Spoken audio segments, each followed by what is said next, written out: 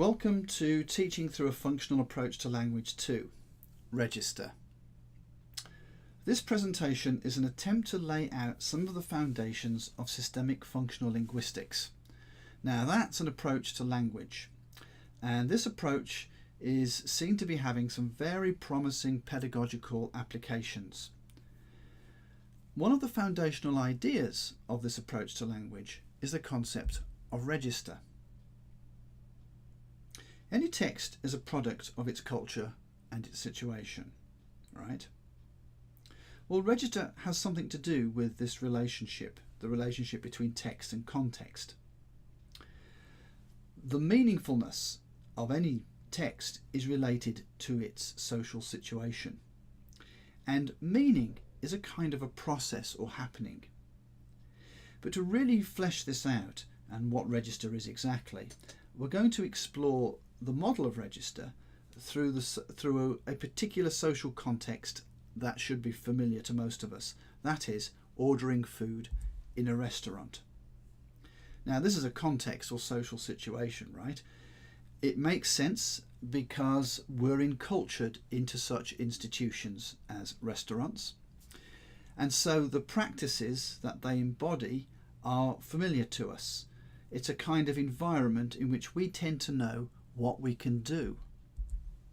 Though we're rarely conscious of this, the context affords possibilities, coherently organised things that could happen. I'm going to enjoy good food prepared by others. And in all this, there are activities. I'm going to order food, and later I'm going to eat it. For the waiter, it's doing things like taking the order. And to get all this done, there will be equipment, objects, persons. Activities get carried out on and with things like menus and people like waiters and so on. I'm not puzzled by this context, and I trust you're not either. We have enough cultural understanding to make sense of its actions and its objects and people. We can also make sense of another structural aspect of the social context, namely its roles and goals. Roles: customer, waiter, chef, manager, food critic, and so on. Goals: well, for me, amongst other things, getting a tasty, healthy meal, thank you. For the waiter, amongst other things, service, perhaps getting a tip. Now, what we've just sketched here is an analysis of a social context into three interdependent structural elements. The mode of this context, a restaurant space, is going to influence all the other aspects, the kind of activities and objects, and the kinds of roles that are possible and likely. So I've introduced an important word here: mode. Mode basically means manner in which something occurs or is done. So hopefully you can see how this fits. We could order food by calling it in from a phone, and that would mean that the mode would be different. And because the mode is different, it would have different meaning potentials. Now, for the activities and objects of a context, the word field is used. Field is also sometimes used to mean a discipline area, such as a field of study like biology. Finally, a third term is used, tenor, to denote the fact that in a social situation we're always relating to things, we're always relating to other people when doing what we do. So yes, this involves consideration of power differentials between people, superior to subordinate versus, say, equal to equal, and everything in between. And it also denotes the way you are angled or have feelings towards things or other people. What we might think about in terms of relative contact, your closeness versus your distance from others, and everything in between. So let's use these terms and elaborate a little further on these three register variables. The register variables of field, tenor, and mode comprise a model for the structure of social situations or contexts. Now, if you think about it, this is an incredibly ambitious thing to model. if for no other reason that social situations involve human agency and so are bound to be diverse, dynamic and fluid. So any model worth its salt has to take account of this dynamism. But where exactly is language on this model? Well, it turns out that this model has been very useful to certain sociolinguists committed to studying language as a social sign system. The technical phrase for that is social semiotic. By mapping a functional model of language onto these three register variables. M.A.K. Halliday noted that the register categories of field, tenor and mode can be taken as parallel to the structure of language itself. Wow. This was a groundbreaking idea and came about by analysing language as meaning-making potential. What does all that mean? Well, to understand this, we have to see that language can be viewed as a system. A system. A set of options that speakers select from as a text unfolds. According to Halliday, we can see this wherever meaning is at play, even for children who have yet to acquire their mother tongue. They are naturally in the business of making meanings. I mean, look at them. They're making meanings right now, aren't they? Ah. Yeah, they're definitely capable of making meaning. Well, here's what Halliday says. An act of meaning implies a certain choice. If there is a meaning, I want, then there can be a meaning, I don't want, perhaps also, I want very much, as alternatives. If there is a meaning, I'm content, this can contrast with other states of being. I'm cross, I'm excited, and so on. So sets of alternative meanings of this kind form what the linguists call semiotic paradigms, systems in other words. And it's important to see that meaning here is understood as arising from semantic contrasts. In a way, this challenges our common sense because we tend to think that meaning is in a word. But consider this example. Consider if everything in the total universe was green. Well, nothing could be green then, because green wouldn't mean anything. Green only means what it does because there are other colours, and green happens not to be those other colours. In other words, its meaning resides in a system. Similarly, a statement can only be a statement because it's not a question. It's not a command. It's not an offer. Speech functions are a system.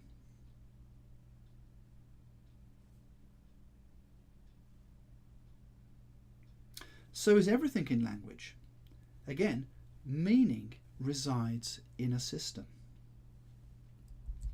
Okay, so Halliday's idea in relation to register is that language is a system of such systems, or a system of systems, which he's at pains to study, and these could be clustered to fit with the three register variables. So let's see this. Think of the dynamism of a social context in which food is ordered in a restaurant. According to the register model, we can think of it as a dance through time of different kinds of meaning-making or semantic phenomena.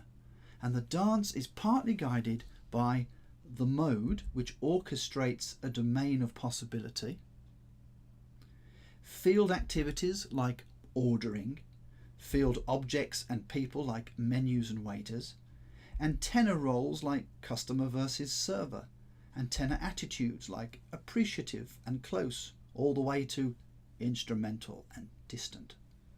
So according to the model, language provides resources for orchestrating and bringing some kind of coherence to the situation through a set of resources that Halliday collectively calls textual.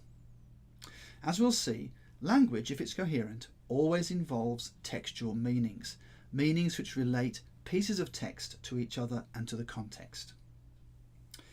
The field variable of activity in objects more or less amounts to the content of the situation and is taken care of by a set of resources that Halliday collectively calls the ideational.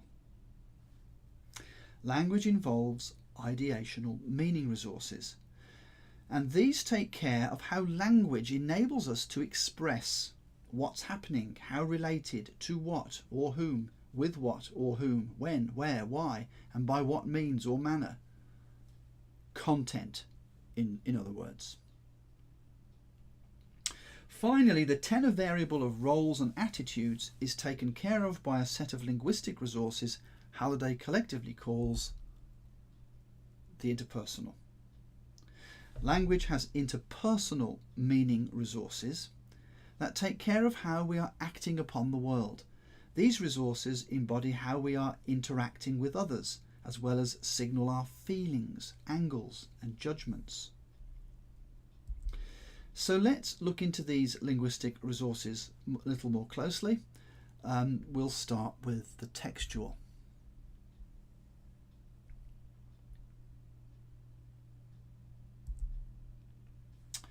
How is everybody today? Would you like a bit more time to look at the menu? No, I think we're ready to order, thanks. Abu, I think you know what you want. Would you like to go first?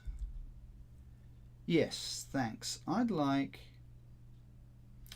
So, we have here an exchange, a somewhat predictable ordered pattern of turn-taking. How do we know what to do? Well, to some extent, the language pattern sets up expectations. How is everyone today? That's a question, which is somewhat rhetorical. I mean, we're not necessarily expected to answer it, though we can. But we see it more as a signal, I think, that the waiter is using to announce how things will unfold. It's a kind of a cue. Would you like a bit more time to look at the menu? That's also a question, and provides one of us the opportunity to respond. No, I think we're ready to order, thanks. Abu, I think you know what you want. Would you like to go first?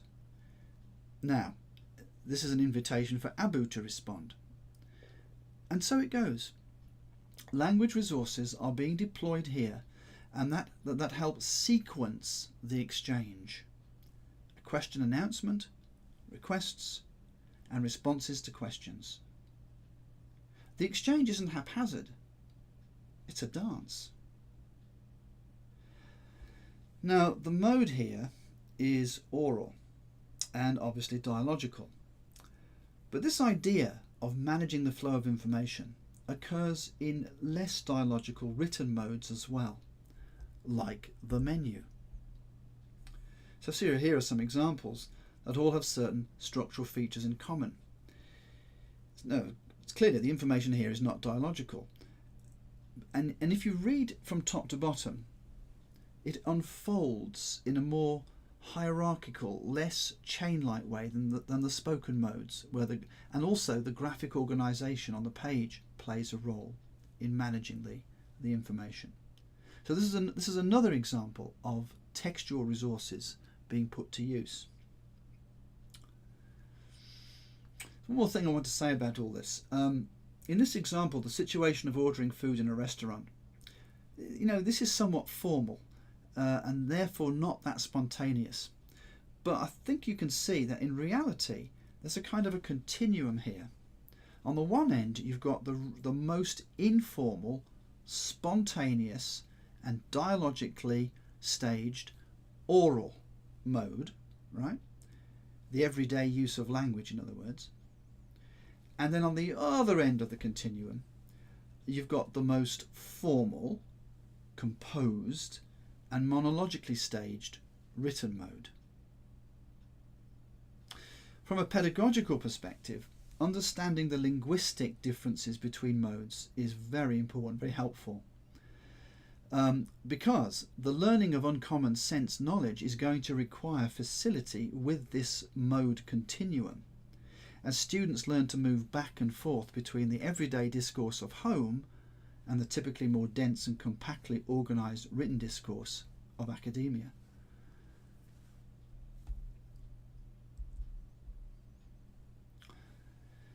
So, a key function of language then is to maintain coherence or textuality. The choice of the word textuality or texture is interesting. I think it's worth knowing a little bit about. A piece of cloth is woven from separate strands but nevertheless hangs together. The cloth has integrity, you could say. So there's a connection between the word texture or textuality and textile, right? So, because language produces texts which have to hang together. They have to have coherence or integrity. They have to have texture. Texts have texture. So in sum, we can say that it is through textual resources of language that we're able to organise the other kinds of meanings, such as expressing ideas and realising roles and attitudes, into texts that coherently hang together and relate to the context, both of those things. Textual resources are resources for language to organise the flow of meanings and relate to the context. Finally, different modes, oral, written, multimodal, and different mediums, print, digital, sound and so forth, will require different kinds of textual resources for managing the flow. You know, on this latter point, you can imagine the semantic differences between ordering food in a restaurant versus ordering it on the phone.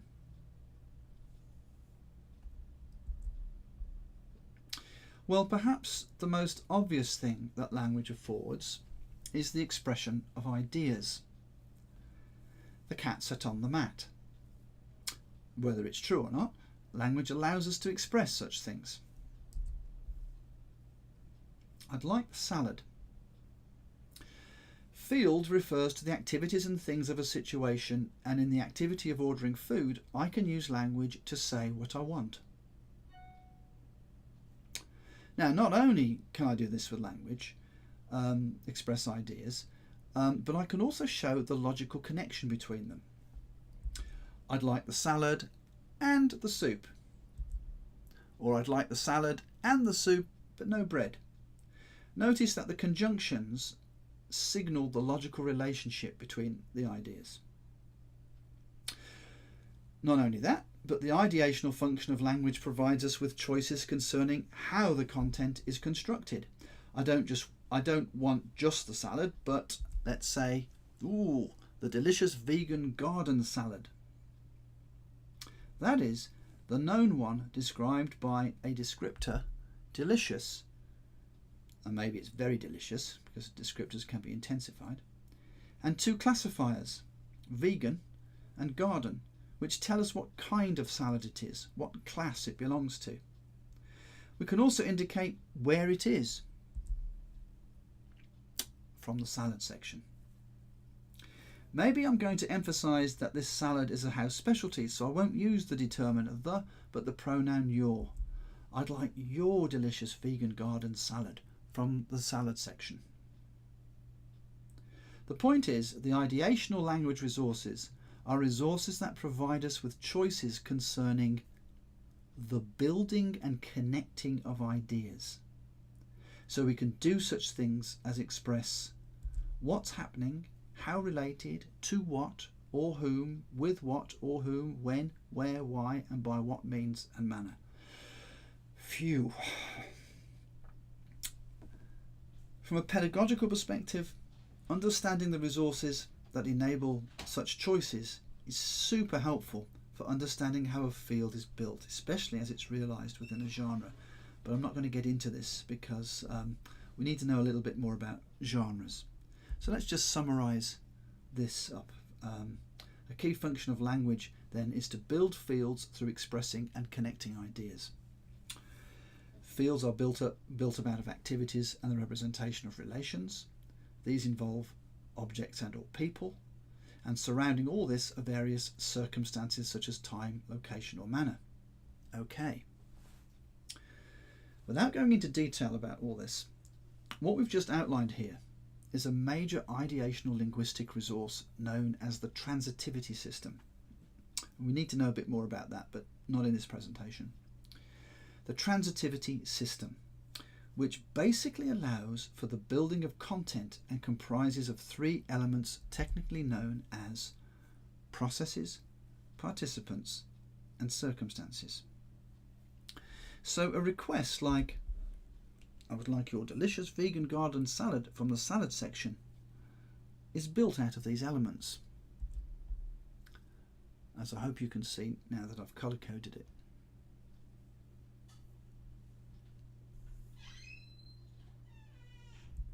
When we think of roles and relationships, that aspect of the social situation referred to as tenor, the interactional language resources provide choices that realise who we are in relation to others in the situation. "Hey, waiter, need the bill now," versus, "Excuse me, I think we're ready for the bill now, if that's okay. Thank you."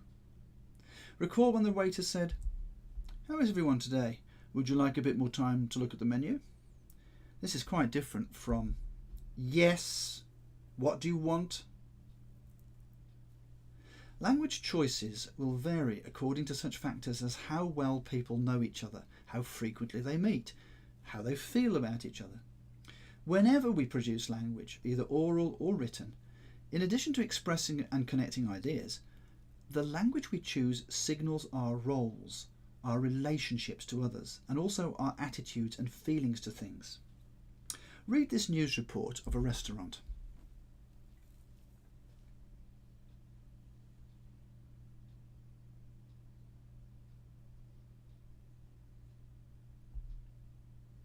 By deploying some of the interpersonal linguistic resources, the tenor of this piece could be modified in ways that signal a less than neutral feeling about the news it's reporting. Let's have a go. "Food lovers today were sad to hear that Geppetto's Tapas Bar is closing, a favourite restaurant for so many foodies in the city. This establishment will be deeply missed for its serving of authentic Spanish-style cuisine." Get the idea? So in summary, a key function of language is to enable social interaction. And this set of meaning resources allows us to take on and maintain various roles, such as all those that I've listed on the screen.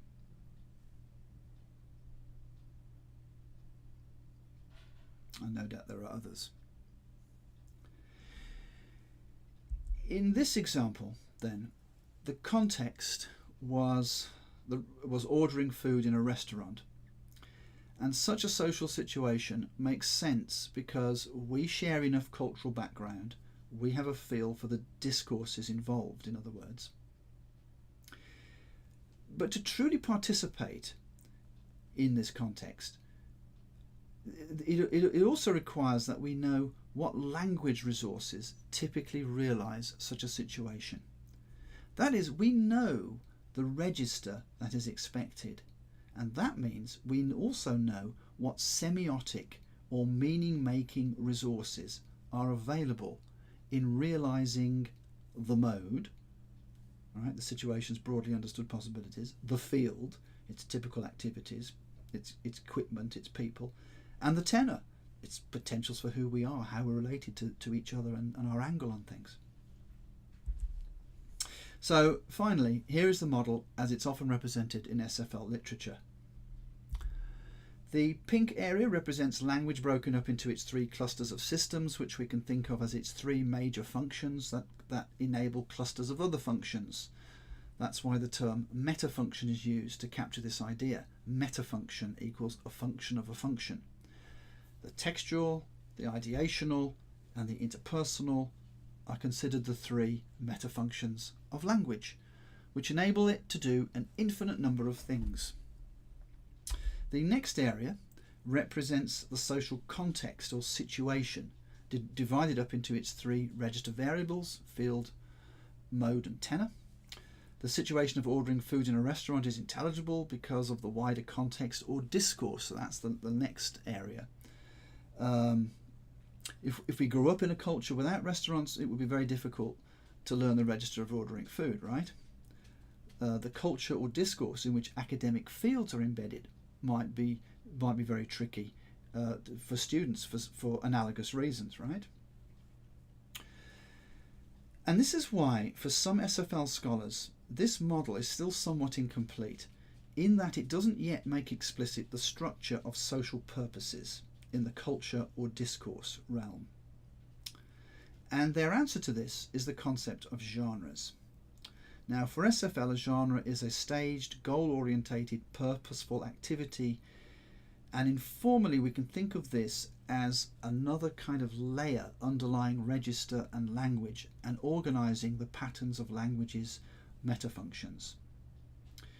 As we'll see in another presentation, genre makes the model even more practical for teachers and teaching, but that's to come. But as it stands, it certainly helps us recognise that learning, whether inside or outside school, involves what? What does learning involve? What have we learnt from all this? Well, it involves mastering registers and not merely acquiring information or content. And it gives us a framework for analysing something very important: what language is doing. What language is doing. The key areas that should be considered when we plan our selection of and scaffolding for the academic texts we put before students. For it should always be clear, we should always be clear about the social purpose of the text. Can we show students how the text is organised to fulfil its social purpose? When considering field, what is going on, the content? Knowing the ideational resources of language, we'll be able to identify things like the kind of processes, participants and circumstances that build the field in particular ways. Very helpful. For tenor, key areas will be orientation of the writer to the information and relationship between reader and writer. For mode, a key area will be organisation and management of information.